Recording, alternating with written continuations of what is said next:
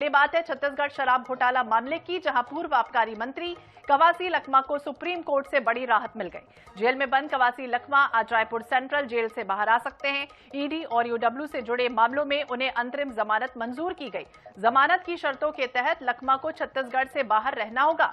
हालांकि कोर्ट में पेशी के दौरान वो छत्तीसगढ़ आ सकते हैं। इसके अलावा उन्हें अपना पासपोर्ट जमा कराना होगा। अपना वर्तमान पता और मोबाइल नंबर संबंधित पुलिस थाने में दर्ज कराना अनिवार्य होगा। तो छत्तीसगढ़ में शराब घोटाले से जुड़ा ये पूरा मामला है और इसी विषय पर हम बातचीत करेंगे। हमारे साथ कांग्रेस के प्रवक्ता धनंजय सिंह ठाकुर जी जुड़ गए हैं। धनंजय जी, बहुत बहुत स्वागत है आपका INS 24/7 पर। और क्या कहिएगा, छत्तीसगढ़ से बाहर रहने की शर्तों पर जमानत मिल रही है कवासी लखमा को? देखिए, निश्चित तौर पर जिस प्रकार से कवासी लखमा जी को लेकर माननीय न्यायालय ने जमानत दी है और जमानत में कुछ शर्तें लगाई है, उस शर्तों का पालन किया जाएगा।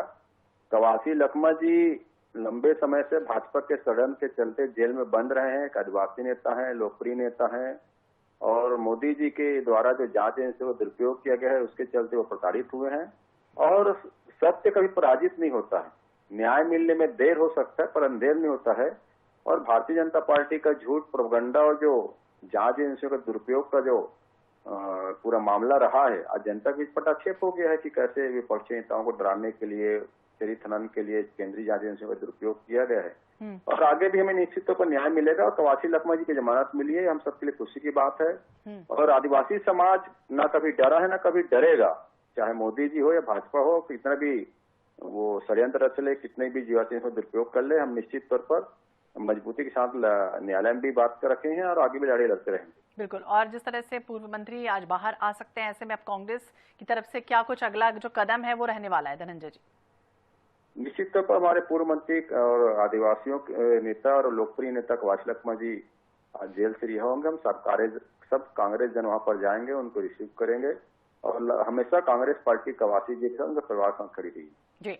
और इसके अलावा अगर बात करें तो उन पर कई आरोप भी यूडब्ल्यू और ईडी ने लगाए हैं। इसे लेकर अब पार्टी की अगली जो स्थितियां हैं, प्रतिक्रिया है, वो किस तरह की आने वाली? देखिए, मैंने कहा ना, कांग्रेस के सरकार के खिलाफ जो नरेंद्र मोदी जी ने केंद्रीय जांच एजेंसी को दुरुपयोग करके जो प्रोपगंडा किया था, जो पूर्व मुख्यमंत्री भूपेश बघेल जी, उनके पुत्र चैतन्य बघेल जी, कवासी लखमा जी के खिलाफ जो जांच एजेंसियों ने दुरुपयोग किया, तो हम तो लड़ाई न्यायालय में लड़ रहे हैं और आगे भी लड़ते रहेंगे। और एक प्रकार से आज सत्य की जीत हुई है जी, तो आगे भी लड़ते रहेंगे, सत्य की जीत हो रही है, कह रहे हैं धनंजय जी। बने रहिए आप हमारे साथ धनंजय जी।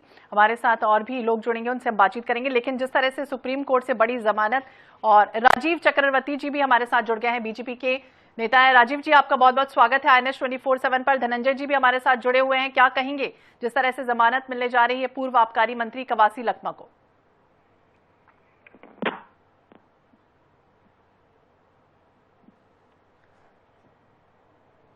राजीव जी, आप सुन पा रहे हैं मुझे?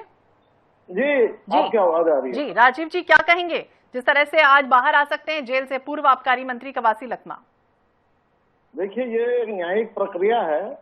आरोप पत्र लगाए गए हैं, साक्ष्य मिले हैं और ये आरोपियों को एक न्यायिक छूट की प्रावधान रहता है ये न्यायिक प्रक्रिया में कि जब 3 महीने से ऊपर जेल में रहने के बाद की बात रहती है तो उन्हें जमानत मिल गई है। ठीक, अच्छी बात है, लेकिन ये समझना होगा कि ये अभी भी आरोपी है और अभी भी कोर्ट ने सिद्ध मुक्त नहीं किया। इसके पहले भी देखेंगे, जगन्नाथ मिश्र से लेकर तमाम जो लालू ये जमानत पर आए थे, लेकिन बाद में आरोप सिद्ध हुआ और जेल में दोबारा जाना पड़ा।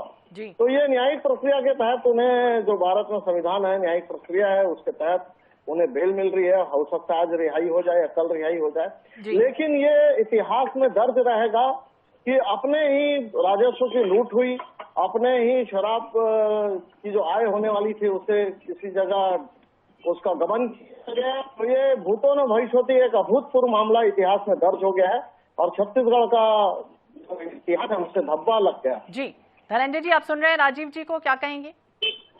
देखिए, देश की जनता ये देख रही है, देश में पहली बार डरपोक लोग सरकार में बैठे हैं। ये देश का दुर्भाग्य है, इतने डरपोक लोग हैं कि वो केंद्रीय जांच एजेंसियों का सदुपयोग करने के बजाय दुरुपयोग करके विपक्ष की आवाज को दबाना चाहते हैं। तो देश देख रहा है कि डरपोक किस्म के लोग हैं जो सिर्फ भ्रष्टाचार कर रहे हैं, चाहे विष्णुदेव साय की सरकार हो, चाहे नरेंद्र मोदी जी की सरकार हो, और सरेंडर पूरी सरकार जो है वो उद्योगपतियों के आगे में है। और जिस प्रकार से सरकार के फैसले हैं, देश की जनता की आवाज विपक्ष उठा रहा है और डरे हुए हैं नरेंद्र मोदी जी और विष्णु साय जी, इसलिए झूठे मुकदमे दर्ज करा रहे हैं। हम डरने वाले नहीं हैं, हम जनता की आवाज उठाएंगे, न्यायालय में हमको आगे भी न्याय मिलेगा और भारतीय जनता पार्टी का झूठ प्रोपेगेंडा का पर्दाफाश हो गया। जी राजीव जी, आपका काउंटर। देखिए, ये डरा हुआ विषय नहीं है, विषय है आबकारी का जो राजस्व सरकार को प्राप्त होता, जिससे नदी नाले पुल पुलिया बनते, स्कूल का उन्नयन होता, उन पैसों की डकैती की गई, खुली तरह से लूट की गई और उसके लिए वो जेल में निरुद्ध होना पड़ा। तो इसके लिए ये न्यायिक लड़ाई है और अभी जो न्याय दिख रहा है कि न्याय जरूर होगा और इन्हें सजा मिलेगी। अभी तो न्यायिक प्रक्रिया के तहत इन्हें केवल जमानत मिल रहा है, लेकिन सत्य अभी झुकेगा नहीं, ना डरेगा। और ये सच्चाई है कि पूरी कांग्रेस पार्टी ने पिछले 5 वर्षों में यहाँ की संपत्ति और राजस्व को लूटा है। जी बिल्कुल, देखना होगा क्या कुछ होता है इस पूरे मामले में। बहुत बहुत शुक्रिया आप दोनों का ही बातचीत करने के लिए। धनंजय जी, राजीव जी हमारे साथ जुड़े थे। छत्तीसगढ़ शराब घोटाला पूरा मामला है जिसमें पूर्व आबकारी मंत्री कवासी लखमा को सुप्रीम कोर्ट से बड़ी राहत मिली।